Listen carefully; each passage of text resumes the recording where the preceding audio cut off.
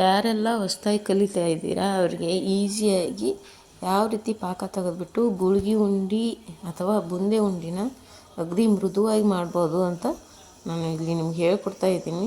ಈ ಥರ ತುಂಬ ಟೇಸ್ಟಿಯಾಗಿರುತ್ತೆ, ತುಂಬ ಸುಲಭವಾಗಿ ಬರುತ್ತೆ. ಇದಕ್ಕೆ ನೀರು ಹಾಕಬೇಕಾಗಿಲ್ಲ, ಏನಿಲ್ಲ, ಜಸ್ಟ್ ಹಾಗೆ ಕೈಲಿನೇ ಕಟ್ಟಿದರೆ ಸೊ ಈ ರೀತಿ ಆರಾಮ್ಸೆ ತೆಗಿಬೋದು.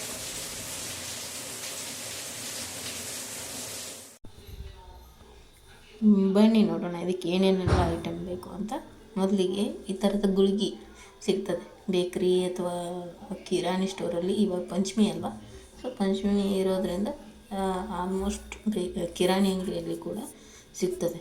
ಸಿಕ್ಕಿಲ್ಲ ಅಂದರೆ ಬೇಕ್ರಿಯಲ್ಲಿ ನೀವು ಕೇಳಿಸ್ಕೋಬೋದು. ಈ ಥರ ಗುಳ್ಗಿ ಸಿಗ್ತದೆ ಚಿಕ್ಕ ಚಿಕ್ಕದಾಗಿ.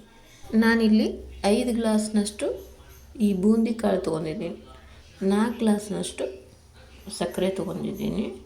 ಅದಕ್ಕೆ ಸಕ್ಕರೆ ಸ್ವಲ್ಪ ತೊಳೆಯುವಷ್ಟು 1 ಗ್ಲಾಸ್ನಷ್ಟು ನೀರು ಹಾಕ್ಕೋಬೇಕು. ಇಷ್ಟೇ, ನೀರು ಹಾಕ್ಕೊಂಡು ಇದನ್ನು ಲೋ ಫ್ಲೇಮಲ್ಲಿ ಇಟ್ಟು ಗ್ಯಾಸ್ ಮೇಲೆ ಇಡಿ. ಸೊ ಈ ಥರ ಯಾವಾಗಲೂ ಸ್ಪೂನಿಂದ ತಿರುಗಾಡಿಸ್ತಾ ಇರಿ. ಹಾಗೆ ಬಿಟ್ಟರೆ ಅದು ಬೇಗನೆ ಗಟ್ಟಿಯಾಗೋ ಸಾಧ್ಯತೆ ಇರ್ತದೆ. ಸೊ ಈ ಥರ ಅದು ಪಾಕ ಬರ್ತಿದೆನಾ ಇಲ್ವಾ ಅಂತ ಈ ಥರ ಸ್ಪೂನನ್ನು ಎತ್ತಿ ಎತ್ತಿ ನೋಡಬೇಕು. ಸ್ಪೂನ್ ಎತ್ತಿದಾಗ ಅದು ಸೊ ಒಂದೆಳೆ ಪಾಕ ಬರಬೇಕು ಇದಕ್ಕೆ. ಅಂದರೆ ಜಾಸ್ತಿ ದಪ್ಪ ತಗೊಂಡ್ರೆ ಬೇಗನೆ ಗಟ್ಟಿ ಆಗುತ್ತೆ, ಉಂಡೆ ಗಟ್ಟಿ ಗಟ್ಟಿ ಆಗುತ್ತೆ, ತಿನ್ನೋಕ್ಕೆ ಆಗೋದಿಲ್ಲ. ಸೊ ಹಾಗಾಗಿ ಈ ಥರ ಅದು ಸಕ್ಕರೆ ಎಲ್ಲ ಕುದ್ದು ಕೆಂಪಗೆ ಕಲರ್ ಬರ್ತದೆ. ಕೆಂಪಗೆ ಪಾಕದ ಕಲರು ಕೆಂಪಗೆ ಬಂದಮೇಲೆ ಈ ಥರ ಸ್ಪೂನ್ ಎತ್ತಾಗ ಒಂದೆಡೆ ಪಾಕ ಬರ್ತದೆ.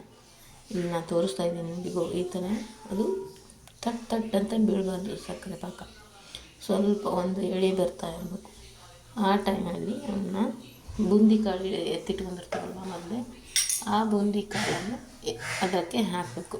ಹಾಕಿ ಒಂದು 5 ನಿಮಿಷ ಅಥವಾ 6 ನಿಮಿಷವರೆಗೂ ಒಂದು ಸ್ವಲ್ಪ ಪಾಕದಲ್ಲಿ ಕುದಿಸ್ತಾ ಇರಬೇಕು. ಈ ಥರ ಸ್ಪೂನಿಂದ ತಿರುಗಾಡಿಸ್ತಾ ಕುದಿಸ್ಕೋಬೇಕೆಂದ್ರೆ ಕುದಿಸಿದ್ರೆ ಮಾತ್ರ ಅದು ತುಂಬ ಸ್ಮೂತಾಗಿ ಬರ್ತದೆ. ಇಲ್ಲಾಂದರೆ ಗಟ್ಟಿ ಗಟ್ಟಿ ಗಟ್ಟಿ ಇರ್ತದೆ ಅದು ಕಾಳು ಒಳಗೆ ಒಂದು ಸ್ವಲ್ಪ ಸಕ್ಕರೆ ಪಾಕ ಇಂಕೋಬೇಕು.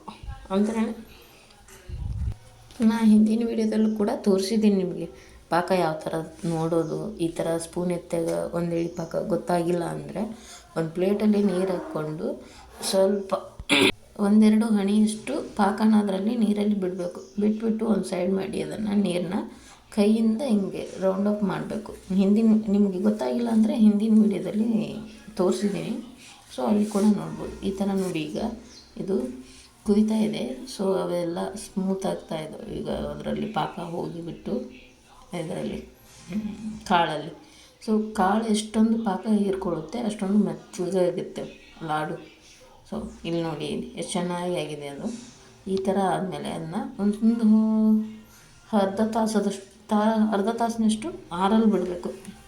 ತುಂಬ ಬಿಸಿ ಇದ್ದಾಗ ಕಟ್ಟೋಕ್ಕಾಗಲ್ವಲ್ಲ, ಸೊ ಒಂದು ಸ್ವಲ್ಪ ಉಗುರು ಬೆಚ್ಚಗೆ ಬಿಸಿ ಇರಬೇಕು ಅದು ಕಟ್ಟಬೇಕಾದ್ರೆ. ಅಂದರೆ ಕೈಯಲ್ಲಿ ಹಿಡಿಯೋಕ್ಕೆ ಆಗಲ್ವಲ್ಲ ನಮಗೆ.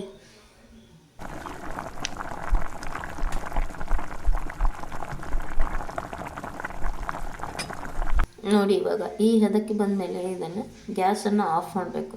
ಆಫ್ ಮಾಡಿ ಇದನ್ನು ಕೆಳಗಡೆ ಇಟ್ಟರೆ ಇಲ್ಲಿ ನೋಡಿ ಈ ಥರ ಅದು ಒಂದು ಸ್ವಲ್ಪ ಗಟ್ಟಿಯಾಗಿರುತ್ತೆ. ಈ ಥರ ಗಟ್ಟಿಯಾಗಿ ಬಂದಾಗ ಸ್ವಲ್ಪ ಉಗುರು ಬೆಚ್ಚಗಿರುತ್ತೆ. ಸೊ ಸ್ವಲ್ಪ ಕೈ ಊದ್ಕೊಂಡು ಕಟ್ತಾ ಇರಬೇಕು. ಸೊ ಈ ಥರ ಗಂಟನ್ನೆಲ್ಲ ಹೊಡ್ಕೊಂಡ್ಬಿಟ್ಟು ಅದು ಪಾತ್ರೆಗೆ ಹತ್ತಿರೋದನ್ನು ಎಲ್ಲನೂ ಬಿಡಿಸ್ಕೋಬೇಕು. ಈ ಸ್ಪೂನಿನ ಸಹಾಯದಿಂದ ಅದನ್ನೆಲ್ಲ ಬಿಡಿಸ್ಕೊಂಡ್ಬಿಟ್ಟು ಆಮೇಲೆ ಸ್ವಲ್ಪ ಕೈಯಲ್ಲಿ ತಿಕ್ಕಿ ಕಟ್ತಾ ಇರಬೇಕು. ತಿಕ್ಕೋದ್ರಿಂದ ಅದು ಬೇಗನೆ ಅಂಟ್ಕೊಳ್ಳುತ್ತೆ. ಹಾಗೂ ಕಾಳೆಲ್ಲ ಸ್ವಲ್ಪ ಹೊಡೆದ್ಬಿಟ್ಟು ಸ್ಮೂತ್ ಆಗ್ತದೆ ಲಾಡು. ಆ ಥರ ಮಾಡಿ ನಿಮಗೆ ಯಾವ ಸೈಜಲ್ಲಿ ಬೇಕೋ ಆ ಸೈಜಲ್ಲಿ ಕಟ್ಟಬೇಕು. ನಾನು ಈ ಮೀಡಿಯಮ್ ಸೈಜಲ್ಲಿ ಕಟ್ತಾಯಿದ್ದೀನಿ. ಸೊ ನಿಮಗೆ ದೊಡ್ಡ ಸೈಜಲ್ಲಿ ಬೇಕು ಅಥವಾ ಸಣ್ಣ ಸೈಜಲ್ಲಿ ಬೇಕು ಅಂದರೂ ನೀವು ಕಟ್ಕೋಬೋದು.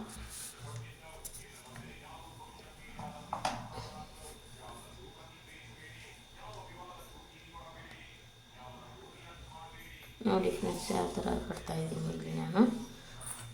ಇದೇ ಥರ ಎಲ್ಲ ಲಾಡನ್ನು ಕಟ್ಕೊಂಡು ಒಂದು ಪ್ಲೇಟಲ್ಲಿ ಎತ್ತಿಟ್ಕೊಂಡಿದ್ದೀನಿ. ಇದಕ್ಕೆ ನೀವು ಏಲಕ್ಕಿ ಪುಡಿಯನ್ನು ಹಾಕ್ಕೋಬಹುದು, ಯಾಕಂದರೆ ಚೆನ್ನಾಗಿ ಸ್ಮೆಲ್ ಬರುತ್ತೆ. ಸೊ ಏಲಕ್ಕಿ ಪುಡಿಯನ್ನು ನಾನು ಮುಂಚೆನೇ ಮಿಕ್ಸ್ ಮಾಡಿದ್ದೀನಿ, ಅದನ್ನು ತೋರ್ಸೋಕ್ಕಾಗಿಲ್ಲ ನಾನು, ಈ ವಿಡಿಯೋದಲ್ಲಿ ಸ್ಕಿಪ್ ಆಗಿದೆ ಅದು. ಸೊ ನೀವು ಏಲಕ್ಕಿನ ಮುಂಚೆನೇ ಜಜ್ಜಿಟ್ಕೊಂಡು ಅದನ್ನು ಇವಾಗ ಕಟ್ತಿರ್ತೀರಲ್ವ ಲಾಡು, ಆವಾಗ ಬೆರೆಸ್ಬಿಟ್ಟು ಕಟ್ಟಬೇಕು. ಇವಾಗ ಗುಳಿಗೆ ಹಿಂಡಿ ಸವಿಯಲು ಸಿದ್ಧ. ಇನ್ನೂ ಯಾರೆಲ್ಲ ನಮ್ಮ ಚಾನಲ್ನ ಸಬ್ಸ್ಕ್ರೈಬ್ ಮಾಡಿಲ್ಲ, ಪ್ಲೀಸ್ ಸಬ್ಸ್ಕ್ರೈಬ್ ಮಾಡಿ, ಶೇರ್ ಮಾಡಿ, ಕಮೆಂಟ್ ಮಾಡಿ, ಲೈಕ್ ಮಾಡಿ, ಬೆಲ್ ಐಕನ್ನ ಒತ್ತಿ. ಧನ್ಯವಾದ.